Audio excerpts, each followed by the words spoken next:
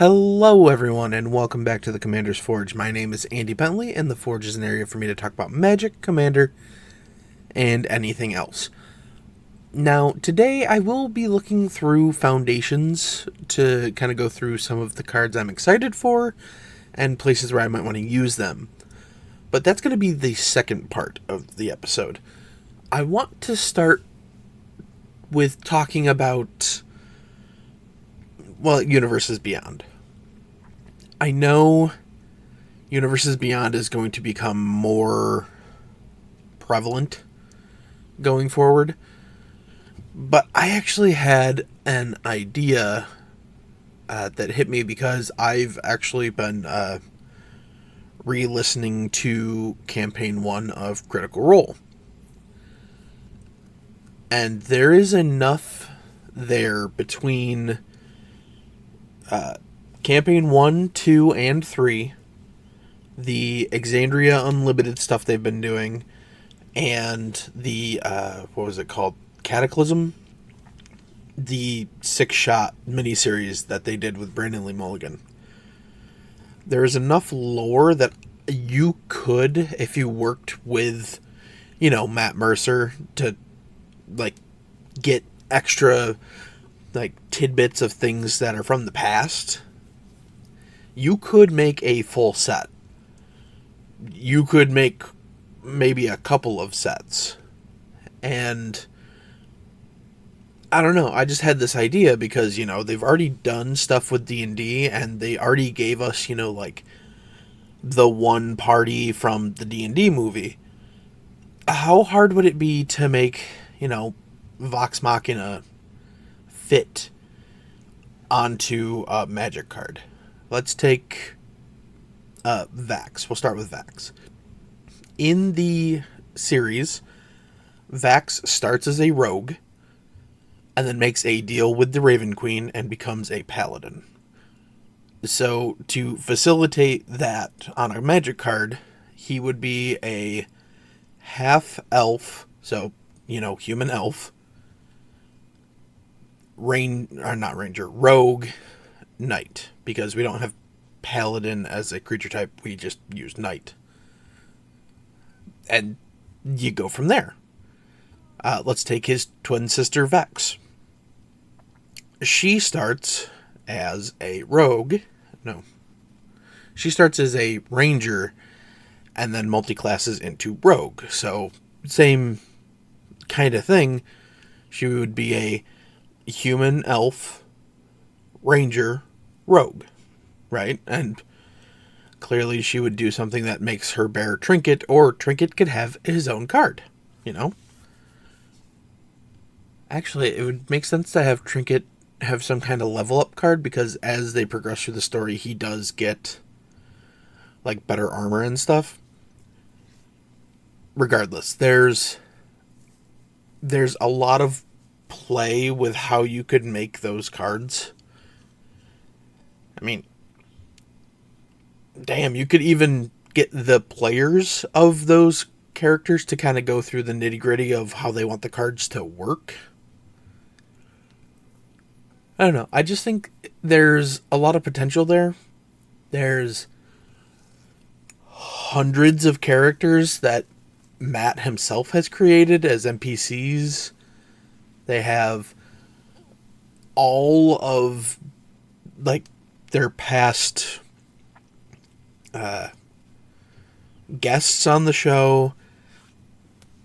I don't know. I think that is something that would resonate with a lot of Magic players.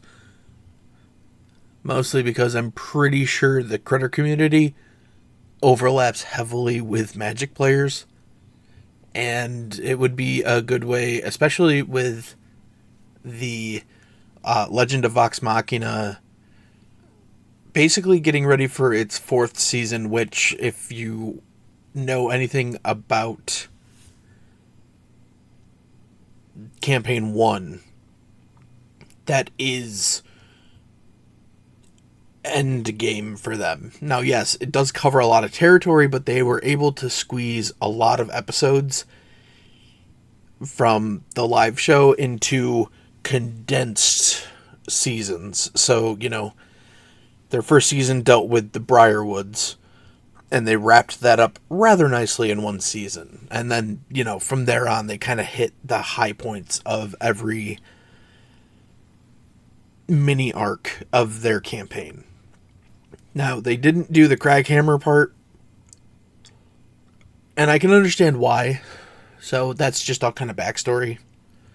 But we know they're already working on animating at least some of Campaign 2. And I would not be surprised if once they were done with Campaign 3 and they had all of the animations done for Campaign 2, that they actually did Campaign 3 as well. I just think it would be a good chance for WotC to, I don't know, get some good grace with the nerd community. Because, well, let's face it, Critical Role has been like a beacon of inclusive nerds for, oh God, it'll be 10 years next year.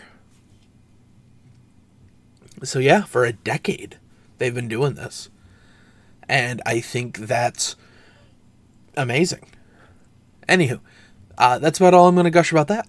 I will take a quick break, and then when I come back, we're going to talk about some Foundation cards and where I'd like to use them, or anything. I'll be right back.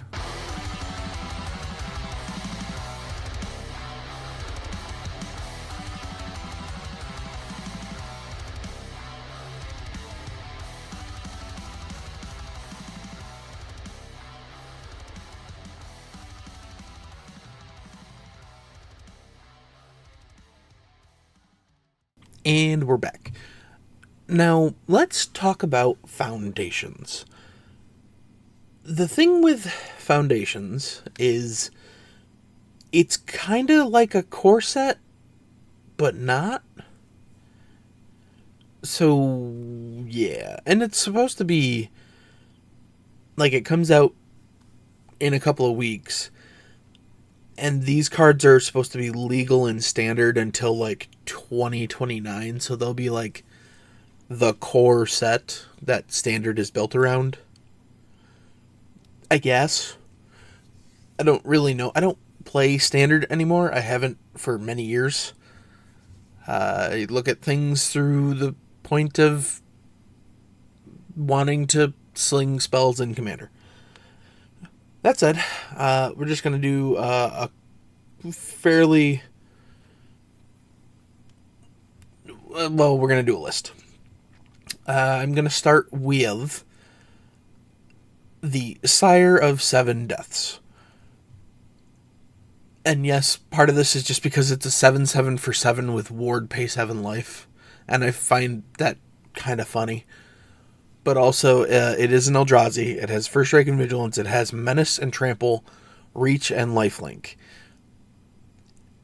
Does it do stupid, crazy things when you cast it? No. But it does cost 7, so it will go into my guy that cares about costs that are 7. And he's just a 7/7. That's hard to deal with.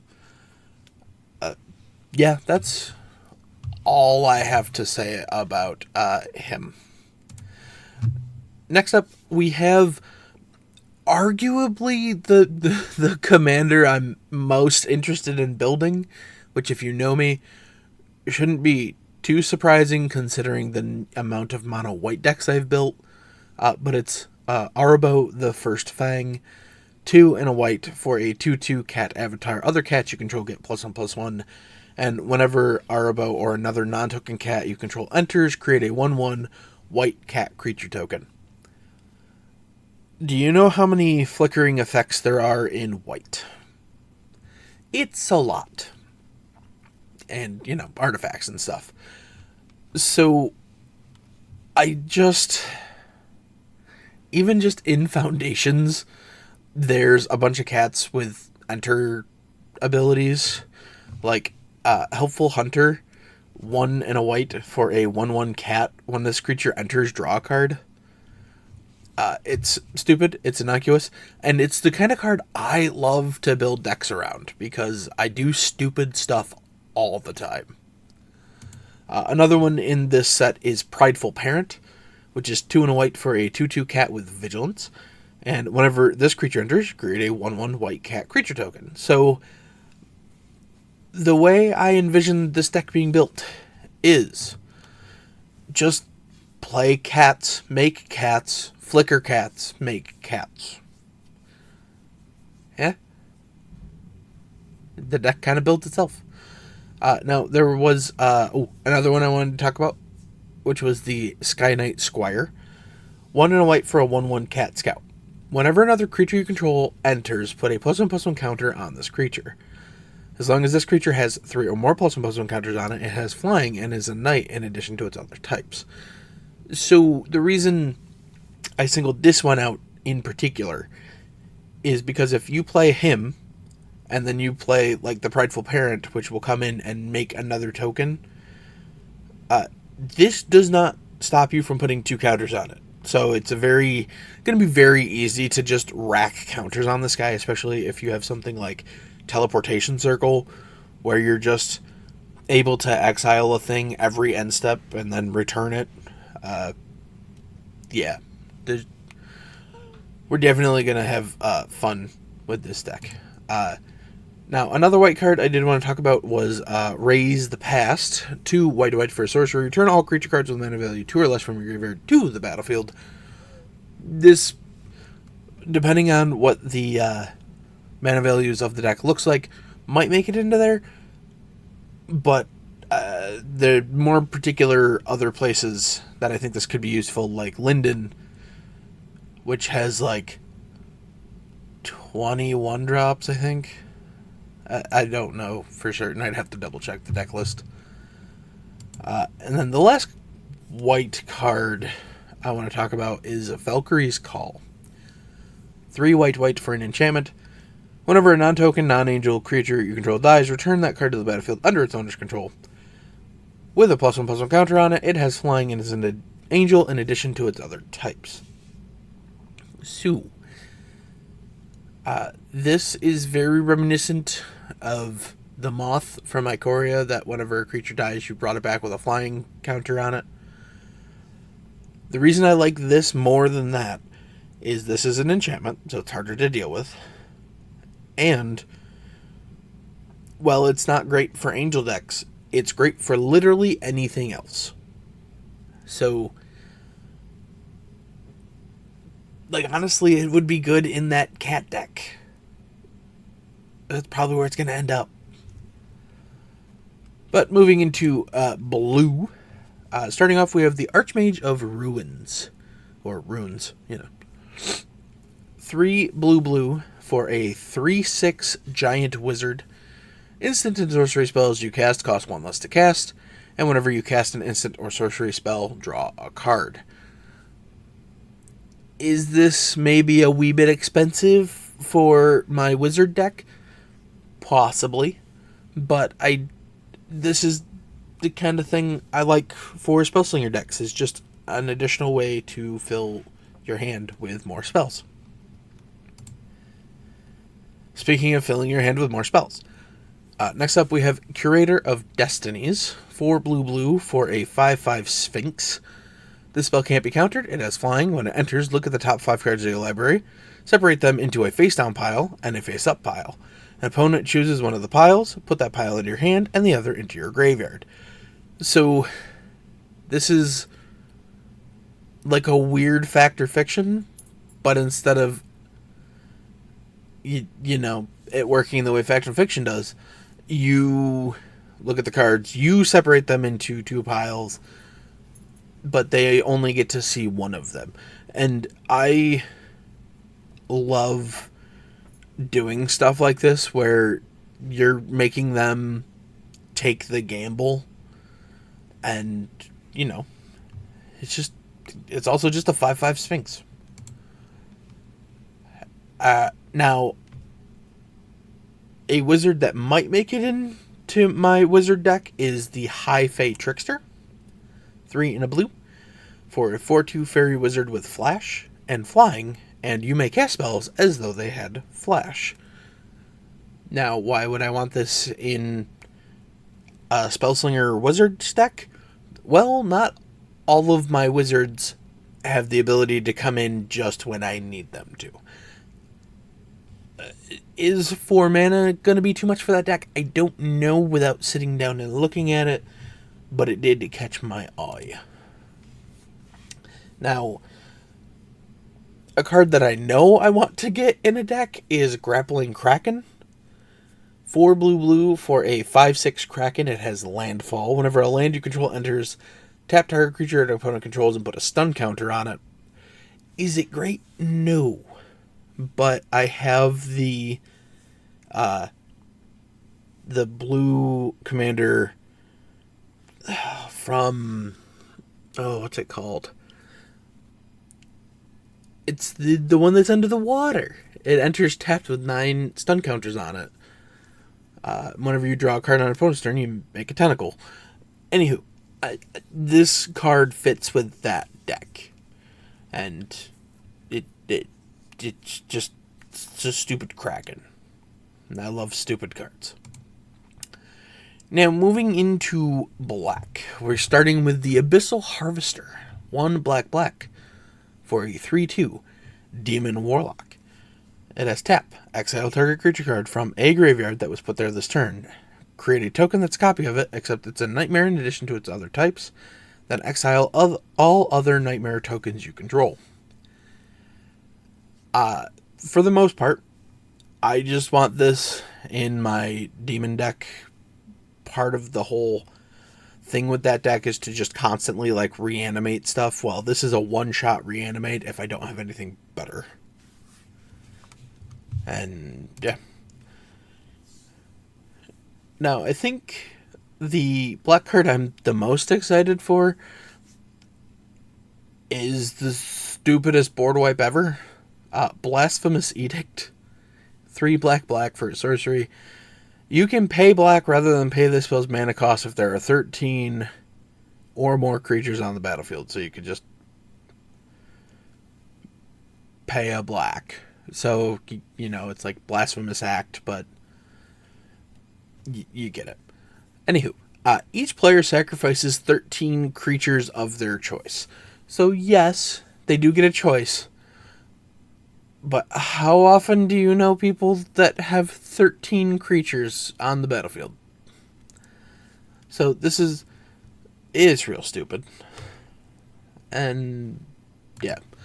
Now, the next one I want to talk about because I think it's going to be a problem. That is the Bloodthirsty Conqueror. 3 black for a 5/5 Vampire Knight with flying and Death Touch. That all sounds fine. But it says whenever an opponent loses life, you gain that much life. So, there is a 2-card combo. And this is the one side of that combo that has never been reprinted. So now there is an additional way to trigger it. I don't know. Exquisite Blood is also 5 mana, I believe. So they're on the same rate. I don't know. We'll see. I'm sure a lot of people will be clamoring for it. I am not one of them. Now, I am interested in this stupid little 1/3 Vampire Warlock for 1 and a black. Sanguine Siphoner. And it just says, whenever this creature attacks, each opponent loses 1 life and you gain 1 life. Again, that's the kind of stupid stuff I like, but also I'm always looking for stuff to give me a reason to rebuild Ishin. And this is the kind of stuff that does that. And then I believe the last of the black cards that I had pinged was Zol Asher Lichlord. 1 and a black for a 2/2 Zombie Warlock. It has Ward, pay 2 life, and tap. You may cast target zombie creature card from your graveyard this turn. It's just another solid zombie, And yeah, that moves us into red. Now, first up, we have Bulk Up, 1 and a red for an instant double target creature's power till end of turn. It has flashback for 4 red red. This is for that Spell Slinger Wizard deck I was talking about. One of the ways it does win is just by smacking people for 21 with my commander. And yeah. Next up, we have another card that's likely going to make it into that deck. Electro Duplicate. 2 in a red for sorcery. Create a token that's a copy of target creature you control, except it has haste. At the beginning of the next end step, sacrifice this token. It has flashback for 2 red red. Yeah, there's a lot of combo potential here with several things in that deck. And yeah.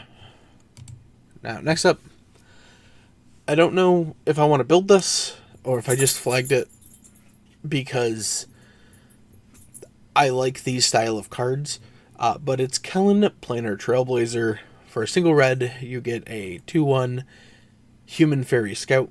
Then you can pay 1 in a red. If he's a scout, he becomes a Human Fairy Detective and gains whenever he deals combat damage to a player. Exile the top card of your library. You may play that card this turn. And then for 2 in a red, if Kellen is a detective, it becomes a 3/2 Human Fairy Rogue and gains double strike. I like these stupid kind of cards. Alright, next up in red, we have Rite of the Dragon Caller.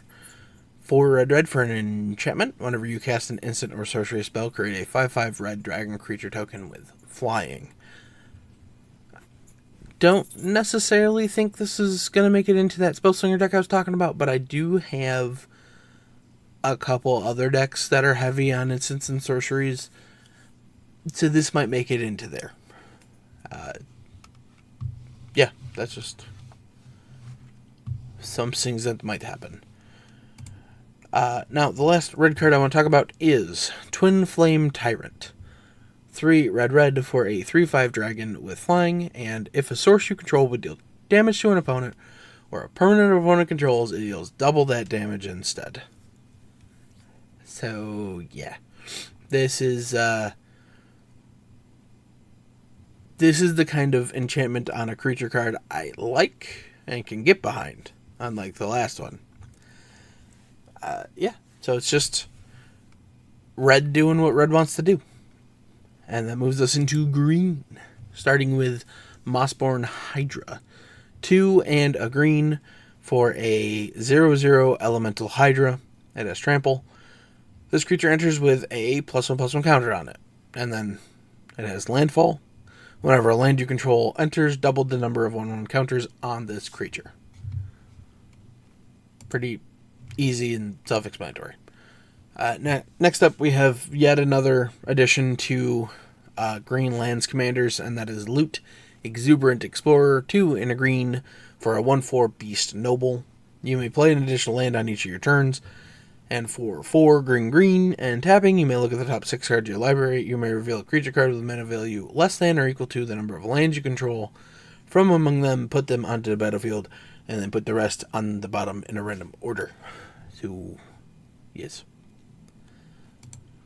Next up, we have the Quilled Greatworm. 4 green for a 7/7 worm with trample.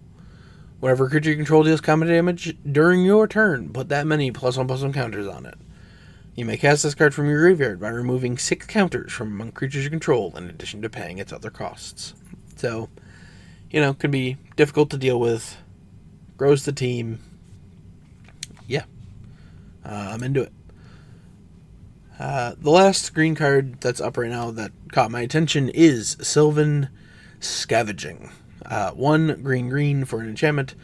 At the beginning of your end step, choose 1, put a +1/+1 counter on target creature control, or create a 3/3 green raccoon creature token if you control a creature with power 4 or greater. So, I like this because you're not only locked into putting the counter on a creature you control, because eventually you put enough counters on a thing, you'll have a 4/4, and then you can start making 3/3s. I like that. Now, I want to talk about a couple of the dual-colored commanders. First up, I have Alesha Who Laughs at Fate. 1, a black and a red for a 2/2 human warrior. First strike, whenever Alesha attacks, put a +1/+1 counter on it, and it has Raid at the beginning of your end step. If you attacked this turn, return target creature card with mana value less than or equal to Alesha's power from your graveyard to the battlefield. Now, is there potential for this in her own deck? Absolutely. But she also has an attack trigger. So my mind immediately goes back to Isshin. And it's not that hard. Especially when, if Alesha attacks, but Isshin was killed and he's in the graveyard, we can immediately get Isshin back because she will become a 3/3. And yeah, that's about all I got for her. Next up we have Koma the World Eater. 3 green, blue for an 8/12 serpent. The spell can't be countered. It has trample, ward 4, and whenever it deals combat damage to a player, create 4 3/3 green serpent creature tokens named Koma's Coil. Now, I don't actually want to build this. I don't actually have a place I want this. I just want to point this out as a good design on what was originally a fairly broken commander. So, this is much more reasonable than the original Koma. I've got 2 more. The first one is a artifact. The last one is a land. So, the artifact is Banner of Kinship. 5 mana artifact. As this creature enters, choose a creature type. This artifact enters with a fellowship counter on it for each creature you control of the chosen type. Creatures you control of the chosen type get +1/+1 for each fellowship counter on this artifact. So I like this because no matter where you play it, as long as it picks up a couple counters, it's kind of worth it. But then, because it's also counters can be manipulated. So I like this. Maybe not as like a actual replacement to like Door of Destinies, but like in addition to Door of Destinies, because, well, they kind of work in the same way. Door of Destinies wants to get out early and see things enter, and then once they have entered, then Banner of Kinship wants to come out. So, yeah. Now, the last card I wanted to talk about is Soulstone Sanctuary, which is a land. It taps for a colorless, and it has an ability for 4. This land becomes a 3/3 creature with vigilance and all creature types. It's still a land. So, I think this is maybe a slightly worse Mutavault, and that's only because Mutavault takes 2 to activate instead of 4. Although this one is a 3/3 instead of a 2/2 and gives vigilance. So I think they both have their place, but I still think Mutavault's a little better. But much like Mutavault, I like that this is a land that can produce colorless, but then also has an upside. You know what I mean? And yeah, that's kind of it. I don't really have a whole lot more I want to talk about. And I, will be attending a pre-release on, I believe it's the 8th, with my cousin, so long as he's okay with it. And then we will be talking about that. So, yeah. Bye-bye. Thank you for listening. All of my links can be found in my link tree in the description below. I would like to thank Ian Foss and Cody Mulpey of the band The Crypt for allowing me to use music for my opening and ending, along with Nate and Erica Jacobs for making my original logo. And I would also like to thank Christina McNichol for creating my new logo. And I'll see you next time.